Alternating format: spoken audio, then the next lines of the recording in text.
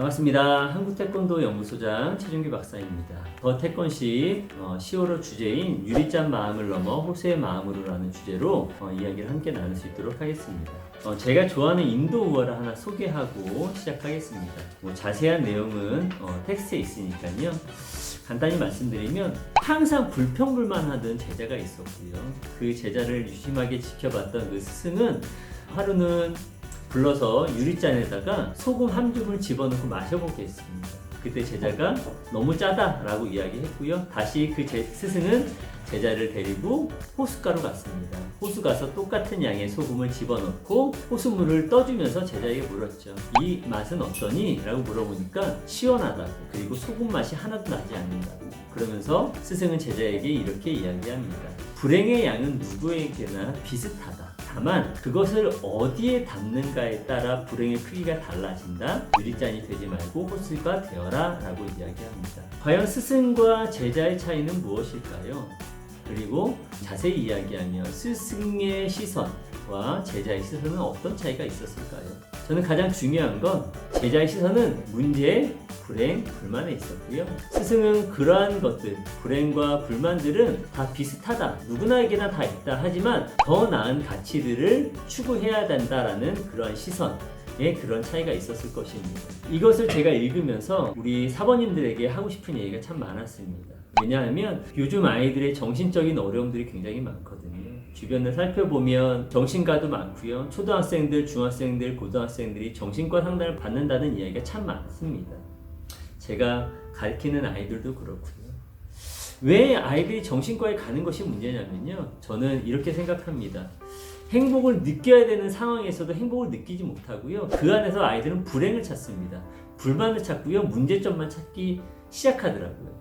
분명히 감사하고 행복해야 될 시기임에도 불구하고 이 아이들에게 우리가 할 수 있는 방법은 무엇일까? 우리가 태권도 도장에서 할 수 있는 방법은 무엇일까?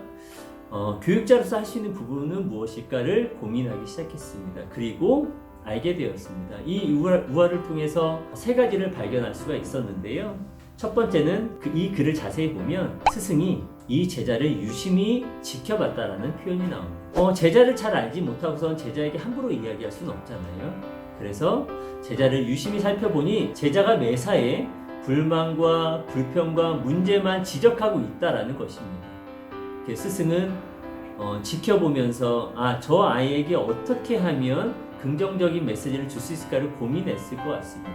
그래서 저는 우리가 호수의 마음의 스승이 되기 위해서는 첫 번째가 지켜봐야 한다는 것입니다.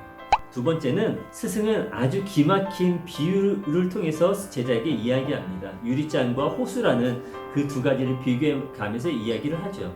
근데 이 이야기를 만들기 위해서, 이 이야기를 생각해내기 위해서는 얼마나 많은 시간을 들였을까요? 한 제자를 위해서 그 수많은 시간을 들이면서 고민했던 그 스승의 마음을 우리는 배워야 한다고 생각합니다. 한 수련생을 위해서 고민하십니까?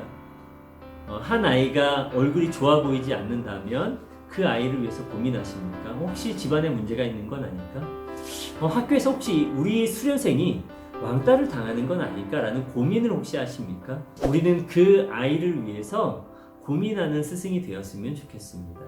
제가 예전에 태권십 강연했을 때 이런 이야기를 한 적이 있습니다. 교육자는 말 한마디가 굉장히 중요하다. 왜냐하면 수업 시간의 말 한마디는 아이의 인생을 바꿀 수 있기 때문이다 라고 이야기한 적이 있습니다. 저는 사범님들에게도 동일하게 말씀드리고 싶습니다. 한 아이를 자세히 살펴보고 지켜보면서 깊이 있게 생각하며 말 한마디를 건네는 것, 그것은 아이들의 인생을 변화시킬 수 있기 때문입니다. 마지막으로 스승은 제자의 손을 잡고 이야기합니다. 방금 아까 우화의 배경은 인도였습니다. 인도에서 스승이 제자의 몸을 터치하면서 손을 잡으면서 이야기한다는 것은 자기 자신을 내려놓는다는, 내가 스승의 자리가 아니라 내가 제자의 시선에서 이야기하겠다는 것과 동일한 이야기인 것 같습니다. 혹시 우리가 제자의 아픔을 느끼면서, 몸으로 느끼면서 그렇게 이야기한 경험이 다들 있으실 겁니다. 평소에도 제자들이 막 떠들고 다녀요. 저기서 막 소리 지르고 뛰어다니면 이렇게 이야기하죠. 멀리서 조용히 해, 떠들지 마! 라고 이야기를 많이 합니다.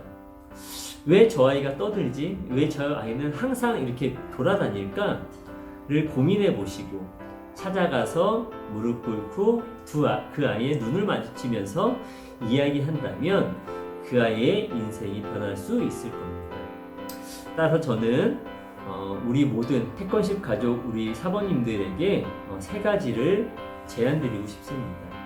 첫 번째는 스승이 제자를 지켜봤던 것처럼 우리 아이들 한 사람 한 사람을 끊임없이 관심을 가지고 지켜보는 것. 첫 번째. 두 번째는 어떤 아이가 문제가 있으면 그 한 아이를 위해서 깊이 있게 고민하고 생각하는 것. 그리고 마지막으로는 그 아이들에게 직접 다가가 따뜻한 손길을 내미는 것. 이 세 가지만 기억하시고 행동하신다면 우리는 호수와 같은 스승이 될 수 있을 것이고 그 호수와 같은 스승으로 말미암아 우리 아이들이 올바르게 성장할 수 있을 거라고 생각합니다. 이상으로 태권십 시어로의 이야기를 함께 나누었습니다. 감사합니다.